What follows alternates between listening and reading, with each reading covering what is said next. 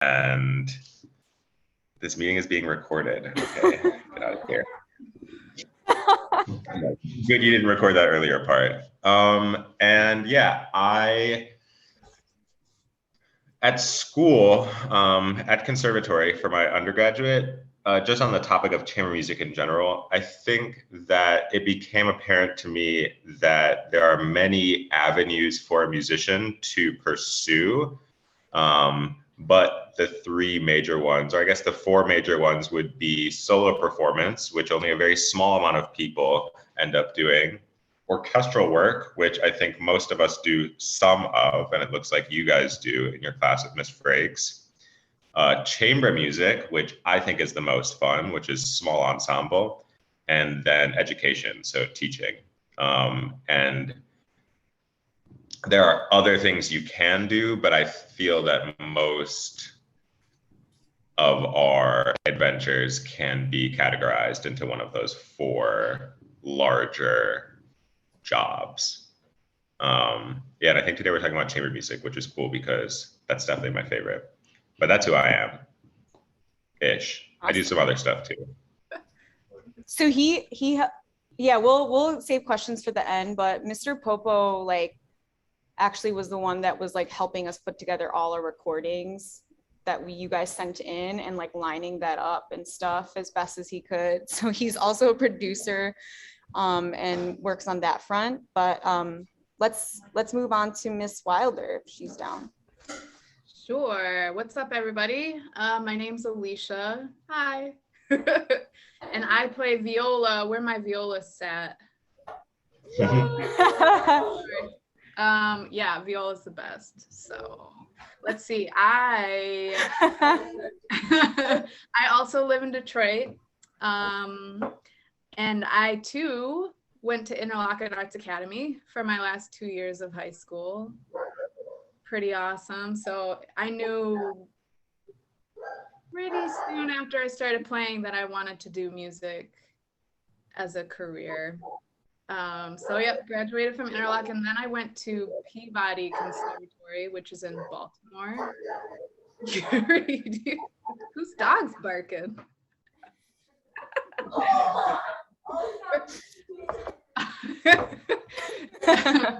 So yeah, Peabody in Baltimore, and I was actually only there 2 years. Conservatories are very expensive, as you might find out when you're looking to graduate and move on to college. So I left there and I came back home to Detroit. I grew up around here, and I went to Wayne State, which is how I met your lovely teacher, Miss Natalie Frakes. And I still don't have my bachelor's degree. And that's the crazy thing about being a musician is even without a degree, I've been a professional for a long time now. And I still doing my thing even without a degree, but I'll get it eventually. Yeah, so I'm just freelancing. I play in orchestras and doing chamber music with this awesome group of people. We have so much fun together. Guys, chamber music is the best, especially if you find a group that you really vibe with. We're not only are we friends, but we just play really well together. And that was something we noticed right away. And that's the cool thing about chamber music is when you find that group that you vibe with, man, it's amazing. So I don't know, that's me. What else do you want me to? Miss Wilder just had a baby. Oh yeah, that too. She's the cutest in the whole world. So I don't know where you don't have to show her off or anything, but Tuesday.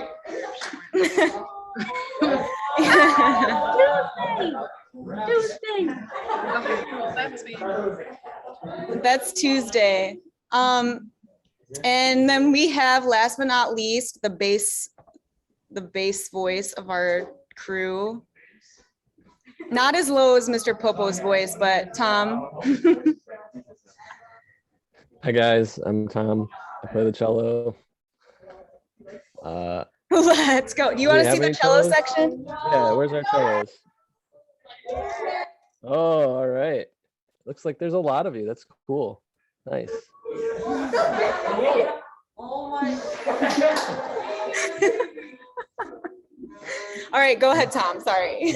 Much like our other colleagues and speakers here, I am Detroit based. I grew up here. I was in youth symphony with Miss Frakes. That's where we know each other from a long time ago. I have my bachelor degree in cello performance from Wayne State, and then I went to the Cleveland Institute of Music for my master's. And the 2 degrees in cello performance have gotten me nowhere. I'm just kidding. They're for different people, different structure, different folks. I think that a lot of my opportunities have come from the road I chose to take, which is this music performance route. And one thing I think that we're gonna get to when we start talking about some specific things is just that, like Yuri was saying, Mr. Popo, there's a lot of different paths you can take, but music kind of brings us all together in different ways. And I guess what we're focusing on today is chamber music.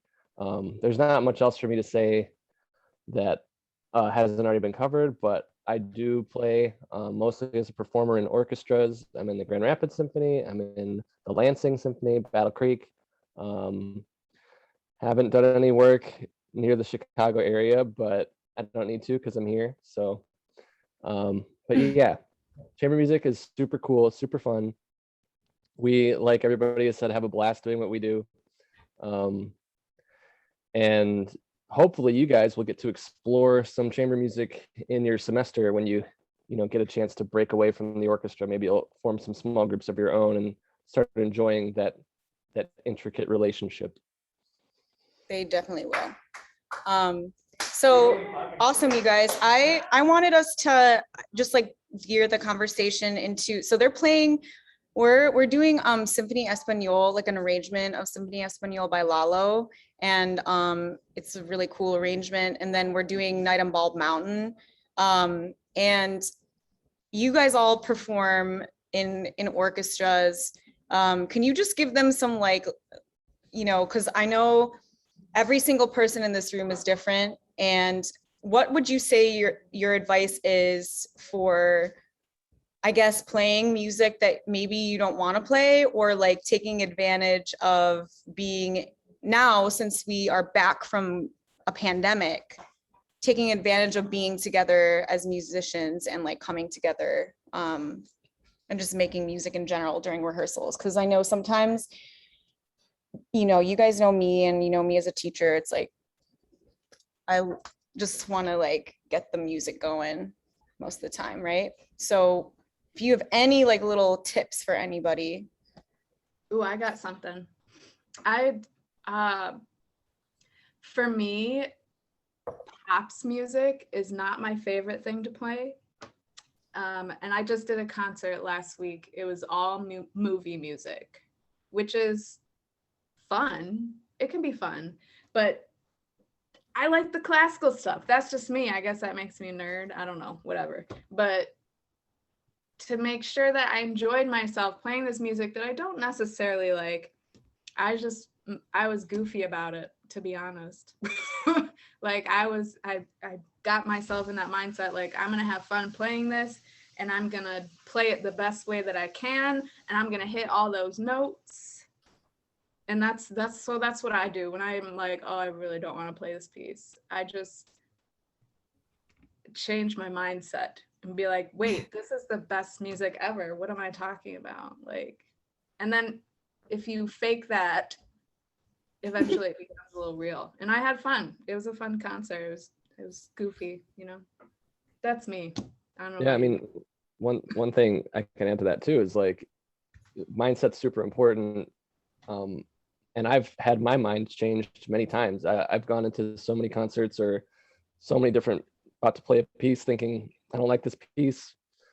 And by the end of the concert cycle, I'm in love with it. So a lot of times you can go into something thinking like, oh, this piece isn't that great, whatever. Like maybe it's some new piece of new music by some composer you've never heard of, and you think it's not that great. But then once you learn it more, once you really know how the parts all fit together and work, it can be really cool.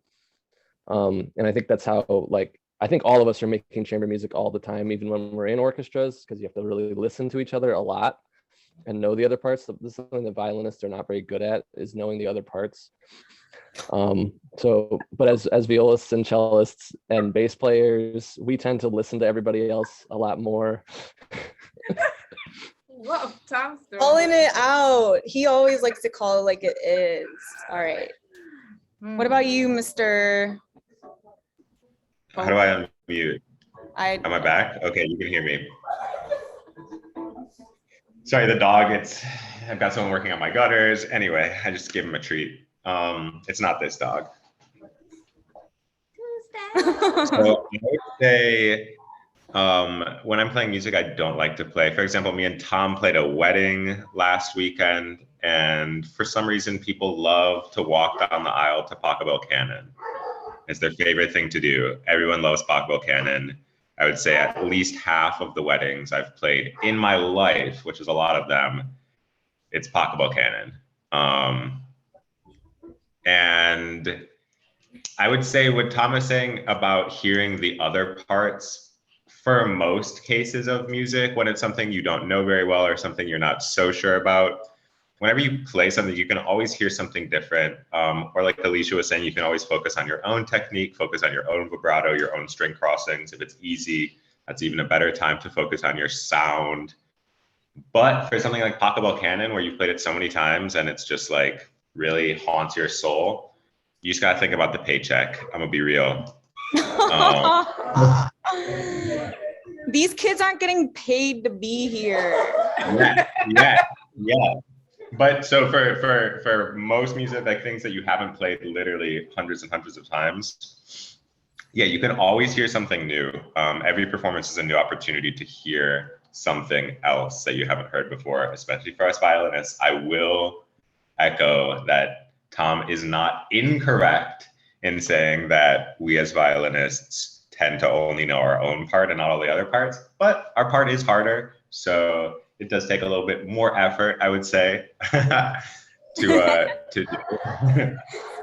More shade. Ooh. I know, huge shade. And then in response to Mrs. Frakes' thing about wanting to get the music started and kind of just like get moving in rehearsal, the one, I don't know if I would call it a downside, but there's the dog again. I would say the one submission of playing orchestral music is that you have to realize that it's not about you, it's about the group, it's about the conductor's vision or music director's vision. And so you kind of have to like be quiet and do your part. Like it isn't your place to use your words, it's your place to like perform what's on the page when it's asked of you. Whereas chamber music is different and it is a more collaboration between all the parts. Orchestra, because it's large orchestras are like 100 people. And if everyone wanted to say something or get their idea out, rehearsals would be 90% talking, 10% playing.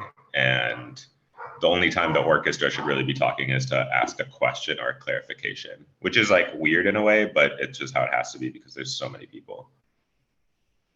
Sweet. The orchestra is authoritarian and the conductor is the dictator. No, Tom! That's how I was raised anyway. If along with what Miss Frakes was saying too about just getting the music started and all that, it's kind of an important point that really it's up to you guys as the orchestra and students to like make the actual music. And she has this, Miss Frakes has this vision, she's conducting you, I'm sure there's a level of artistry on the podium that she's giving you guys, but you guys need to give back the amount of energy that she's giving you when you're playing. Otherwise the music really doesn't happen. So the conductor can stand there and wave their arms all they want. If it's up to the orchestra to provide, the substance. Right, but Tom doesn't make any sound. Mm-hmm, mm-hmm. That's hard because we've all been in a spot where it's like, oh, I don't really feel like that's the right way to do it or whatever. But yeah, you guys are great. I have no complaints about this crew. I'm thinking that you guys, the reason I brought these guys in, and we have just a few minutes here, but the reason why they're in here is because what we're going to be doing this year, again, like really hoping that we just can continue making music together in person. We're going to move forward with our concerts as planned, but it would be awesome for us to do the chamber music performances. And that's something that I'm really looking forward to because I love chamber music. I love playing with this group of people. I know you all, I see it every day. You all in here have like your people, and that's awesome. So I'm excited to make that happen. And I guess my one question for this crew for 6 Mile is like why is chamber music so important to the overall health of an orchestra, like a larger orchestra? And then I guess we can cap it there, and maybe we can do this some other time. Put your mask on. Oh, thank you.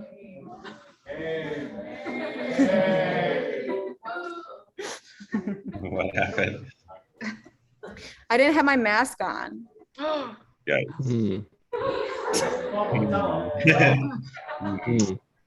Natalie talking about trying to have everyone stay and play in person. No. I mean, Miss Briggs. So. I mean, Miss Briggs. Sorry. But I think that is an example of why it's important. So obviously, I don't call Miss Frakes Miss Frakes because we're playing chamber music together. And in orchestra, because of the fact that you're sitting so far apart from each other, you don't necessarily get the opportunity to connect on a more personal level. And you're kind of more like writing this novel together, where each of us has like our own part. Whereas chamber music, it's a conversation, both literally and musically, where the parts are interacting at a much more fine level, and each of you has control over your one individual part as opposed to playing in a section. So because you are playing the part, it's up to you to decide how to play it.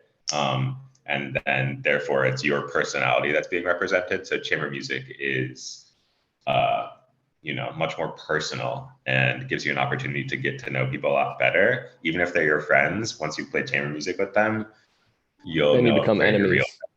Yeah, then you become enemies.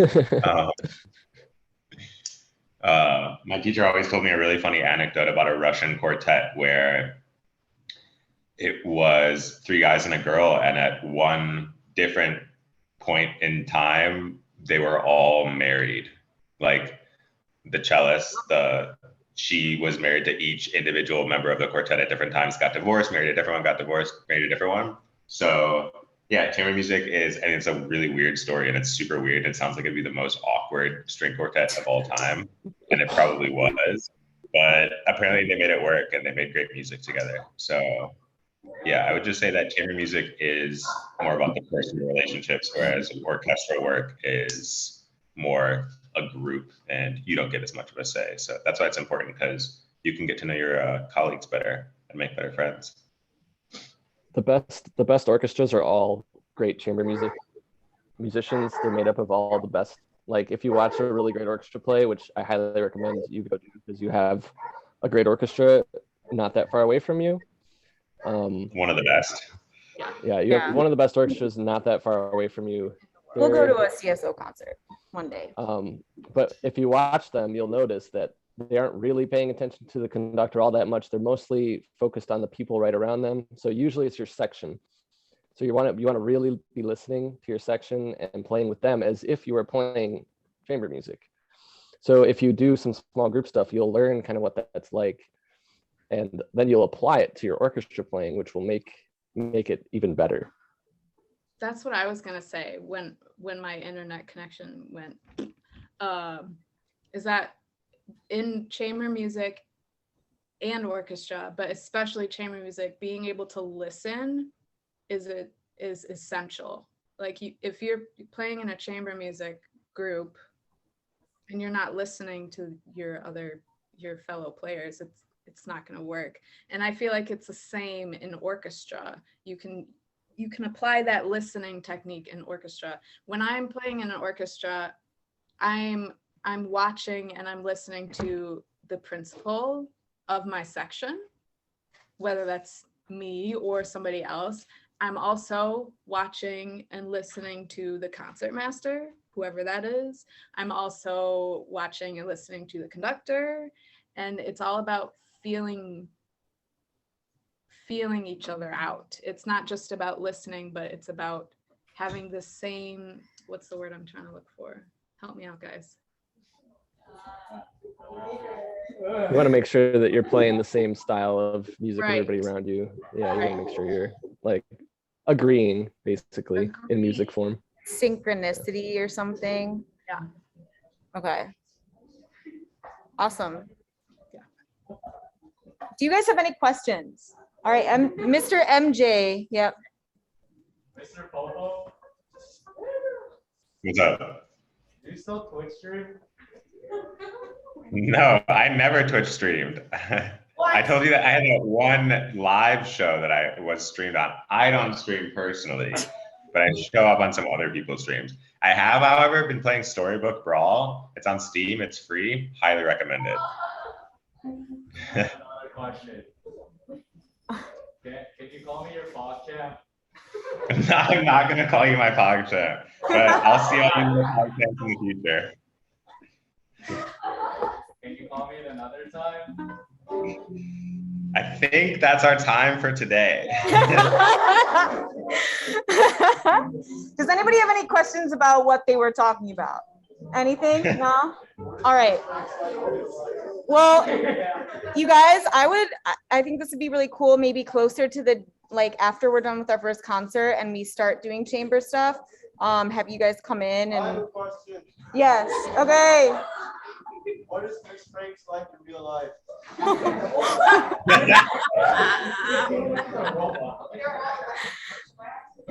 I highly doubt she's that much different, guys. She's pretty awesome In real life. in real life. Oh gosh. He's exactly the same. I'm the same. What do you think I'm like, Elliot? I don't know. That's what I'm asking. They have too much to say, so I'll cap it there. Yeah. Wait, what'd you say? I don't want you guys to be silenced. You know I want your opinion. I like what they said about, I mean, I don't like what Mr. Sullivan said about the authoritarianism. I don't like that. But Tom and I disagree on many things. So it's okay. It's true though. It's true. All right. Well, I think they want to play. They want to play a little bit. So sorry, guys. We'll have you in at some other point. Thank you guys for coming in. Let's say thank you or bye. Bye. Bye. Yeah, we'll see you soon.